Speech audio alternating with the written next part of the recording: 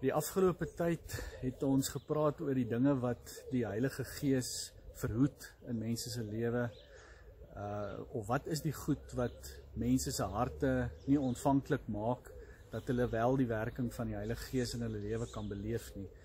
Nou, ek het 'n goeie vriend vandag hier by my, Dion Geldenhuys, en Dion was iemand wat in die Kaap groot geword het. Sy pa was vir baie jare hy in die polisie gewees, 'n brigadier ook.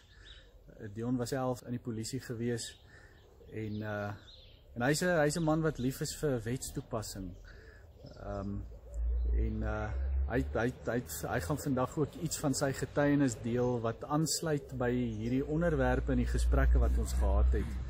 Nou, Dion, jy het self na van hierdie gesprekke geluister en gehoor, en om 'n sielsmens te wees en om akademies georiënteerd of ingesteldheid in die lewe te hê, is nie verkeerd nie, daar's waarde daarin. Maar wat was jou spesifieke ervaring wat jy gevoel het daar's 'n botsing met om te akademies ingestel te wees of te 'n sielsmens te wees, te kultuur georiënteerd te wees? Wat was daai ervaring van jou gewees? Ons probeer dit kort stel. As 'n analitiese mens is baie gebaseer op feite en dinge wat ek kan verstaan en kan uitredeneer. En soos in Engels sê, when life throws you a curveball, wil die mens antwoorde hê, wat nou volgende? En ek kom uit die tradisionele agtergrond van kerke uit, waar dit amper wil ek sê 'n godsdiens is. En weet jy het goeie preke, jy het solid woord, dinge wat vir jou sedelesse gee.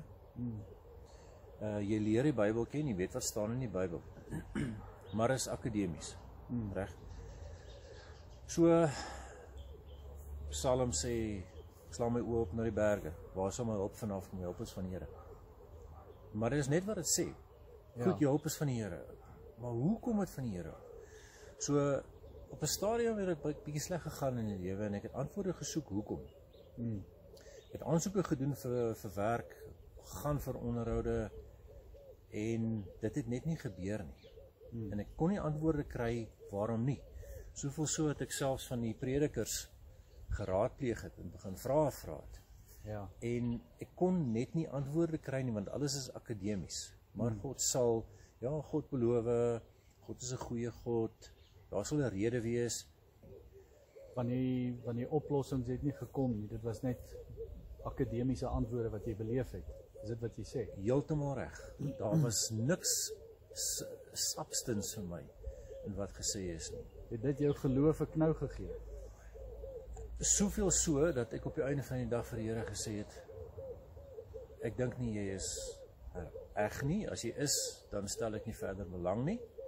Ek kry nie antwoorde nie, ek kry nie satisfaksie van waarna ek soek nie, ek is soekend, ek kry niks, so, ek gaan nou maar my gang, en ek het my rug 14 jaar op die Here gedraai, omdat daar nie antwoorde was vir my nie, niks wat ingespreek het in my gees, wat my gevestig het nie, alles kopkennis, en dit het net nie vir my gewerk nie. As ek sê, ek het 14 jaar my rug op die Here gedraai, ek het nie kerk toe gegaan nie, nie gebid nie, nie Bybel gelees nie,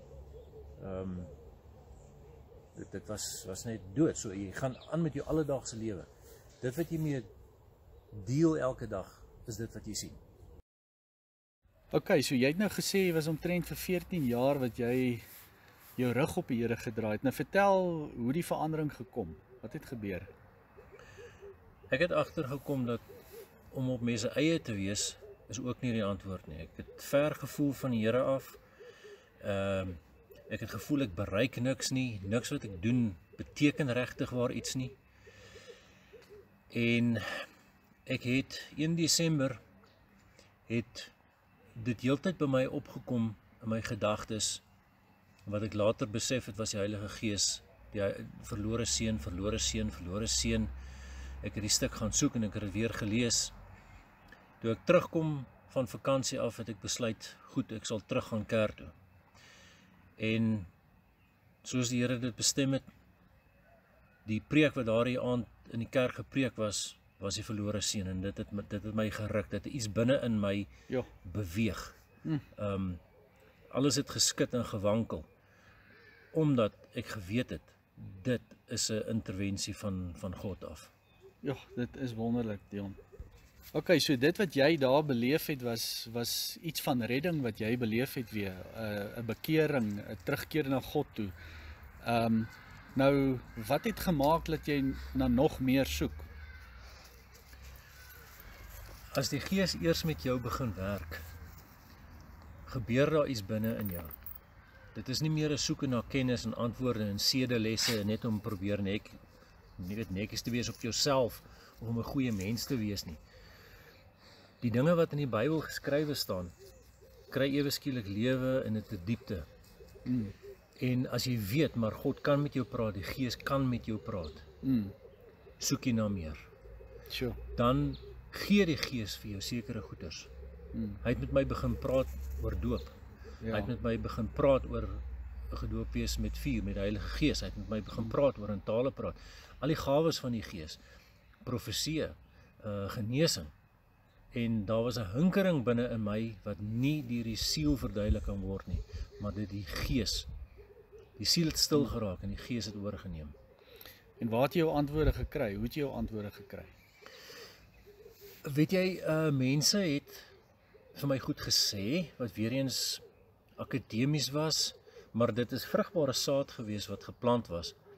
Maar ek het gaan probeer uitvind, kom ons noem nou maar oor die doop, en just bear with me oor hierdie, dat ek het net gou gaan bespreek, is dat ek het eers by my plaaslike kerk probeer uitvind oor doop. En hulle het dit half onder die mat ingevee, gesê dis nie regtig belangrik nie, moenie daaroor probeer uitvra. Weet, in die moderne tyd is dit nie meer eintlik 'n issue nie. Ek het by ander kerke wat meer charismaties was, probeer uitvind en ek kon nie die akademiese antwoorde daarop kry nie. En as ek sê ek kon nie die antwoorde kry nie, dit het nie in my gees ingespreek nie. Ek het vir pastore gevra, hulle het my net nie geantwoord nie. Toe ek op die internet gaan lees, en daar is alles in 'n lys gegee wat gesê word oor die doop in die Bybel. Nie wat mense sê nie. Teksverse wat deur die woord van God geskryf is. Ja. En net daar het dit aan my gees ingespreek weer eens. Dit is daai, ek dink jy noem dit die Kairos moment. Ja. Dit is soos lig wat aangaan. Dit is iets wat jou gees ruk binne in jou.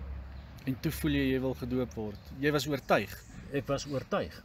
Want die vraag is 'n vraag, glo jy? Ja, ek glo. Ja. Toe lees ek die stuk van Filippus met die Ethiopiese amptenaar. Ja. Wat hy die teksverse, die tekste vir hom gelees en verduidelik het. Toe vra die Ethiopiër, wat voel my om gedoop te word? Toe vra Filippus vir hom, glo jy? Ja, ek glo. En net daar en dan het hulle die wa gestop en hulle is af rivier toe en hulle is gedoop. En die Gees het vir my hard gevra, wat verhoed jou om gedoop te word? Dion, en wat het toe nou gebeur nadat jy gehoorsaam was en jou laat doop het? Wat se effek het dit op jou lewe gehad? Ek het meer soekend begin raak vir dinge van die Gees. Die volgende ding waaroor die Gees met my gepraat het, was om gedoop te word met die Heilige Gees. Nou jy, waar begin 'n mens soek vir so iets? Dis mos nou vreemd. Weet jy, ja. In die agtergrond waarvan af ek kom in die tradisionele kerke, beskou 'n mens karismatiese, meer karismatiese kerke as 'n show. Nou, toe ek begin soekend raak, was ek na verskeie kerke toe. En ek het 'n show beleef. Maar daar was wel van hulle wat altar calls gedoen het en spesifiek ingebid het in my lewe in. Ek het profeseë begin ontvang.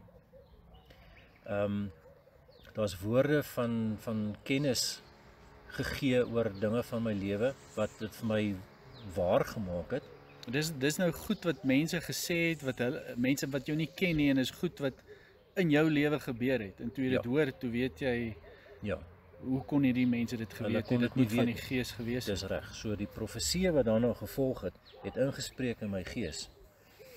En ek het by verskeie kerke gegaan, en ek het by verskeie kerke het ek woord ontvang.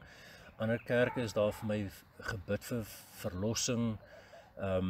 Ons gebid dat my geestelike oë sal oopgaan, verlossing van sondes van voorvaders. En dis alles dinge wat vir my vreemd was. En ek het gegaan van kerk tot kerk, tot ek die eendag by die een kerk gekom het, waar my gees gevoel het, hier is ek tuis. Ek het geweet, my gees het net geweet en aangevoel, dit is nie 'n show nie. Hulle probeer nie jou geld uit jou beursie uitbid nie. Ja. Die antwoorde wat hulle gee is gees geïnspireerd, dis nie akademies nie. Nou het hulle 'n uitnodiging gemaak om vir jou te bid vir die ontvang van die Heilige Gees, of wat het gebeur? Ja, nou weer eens, daar was 'n aanloop. Omdat ek soekend was, het ek begin, kom ons sê, navorsings doen in aanhalingstekens oor daardie spesifieke, om 'n taal te ontvang, gedoop te word in die Heilige Gees. En die kerk waarin ek gegaan het, het op 'n radioprogram 'n gedeelte gehad daaroor. En dit was net voor die uitsorting van die Heilige Gees, daardie tydperk.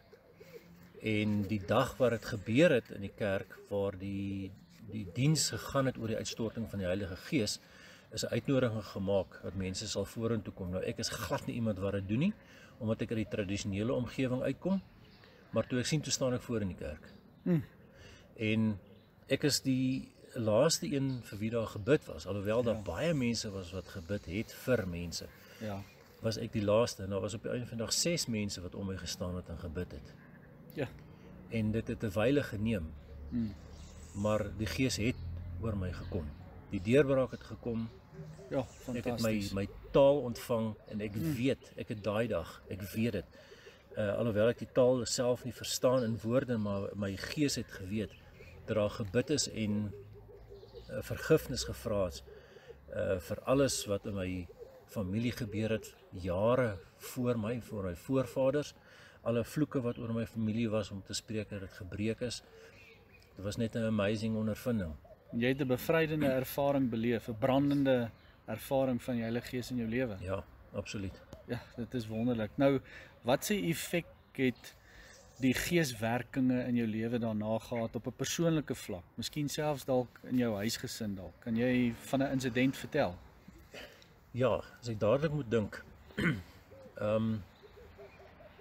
Ek is aangeraai in 'n gesprek om my oudste dogter te salf. En ek glo die Gees het vir die persoon wat met my gepraat het gesê om dit vir my te sê. Nou weer eens, vir my was dit baie vreemd om te kom uit die tradisionele omgewing. Mens ken nie sulke goed nie, wat aan die een kant goed is, want dit is nie iets waaraan jy gewoond is nie, dit is nou 'n geloofaksie wat jy uitvoer. Ja. Ek het gebid vir presies wat ek moet spreek oor my oudste dogter.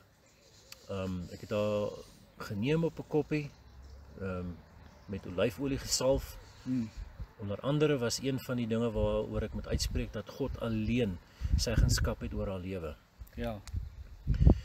En dit was 2 weke daarna, na die vakansie, kry ek 'n oproep dat sy in 'n baie ernstige fratsongeluk was.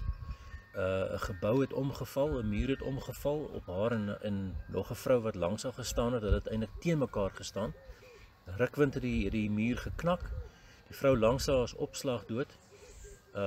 En my oudste dogter het baie wonde gehad, ernstige interne wonde, bene gebreek, rug, ek kan vir jou 'n lys gee, ons het net nie tyd daarvoor nie.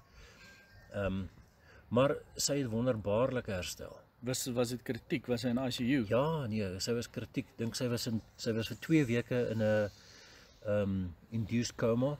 Ja. Op 'n ventilator gewees, longe platgeval, was baie ernstig. Dit was so dat die dokters gesê het, hulle weet nie, sy kan dit maak, sy kan dit dalk nie maak nie, maar dit lyk glad nie goed nie. Maar sy het 'n wonderbaarlike herstel gemaak en ek het daar besef dat in die gees, omdat sy gesalf is en God se seggenskap oor haar lewe uitgespreek is van my af as 'n vader, Ja. het gemaak dat sy beskerm was, dat engele haar beskerm het daai dag. Sy het vertel ook dat terwyl sy in 'n koma was, nee, inteendeel waar sy nog op die toneel was en onder die gebou gelê het, Ja. 'n geestelike ervaring gehad het. Wow. Ja. Waar daar vir haar gesê was, dit is nie jou tyd nie. Ja, dis baie groot.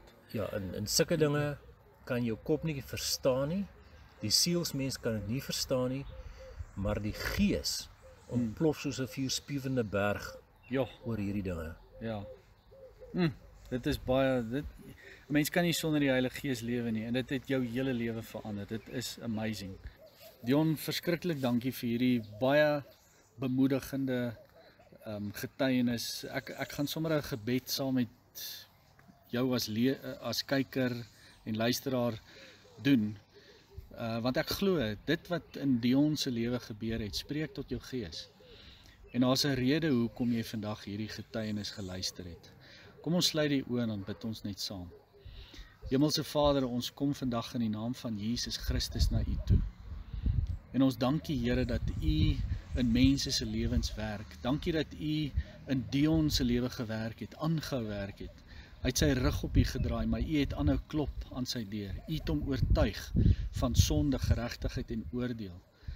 En dit het nie daar gestop nie. En toe het U sy wandel met U in 'n dieper verbintenis, commitment in sy lewe bewerk.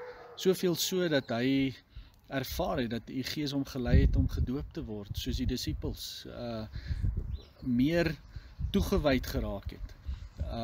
En tot op die plek toe waar U hom so gereed gemaak het om U Heilige Gees te ontvang, die krag van God waarsonder ons as kinders van die Here nie kan lewe nie. Here, dankie vir die vuur en die salwing en die goed wat U oor sy lewe uitgestort het en die radikale verandering wat in sy lewe plaasgevind het. Here, 'n mens kan sy veranderde lewe sien.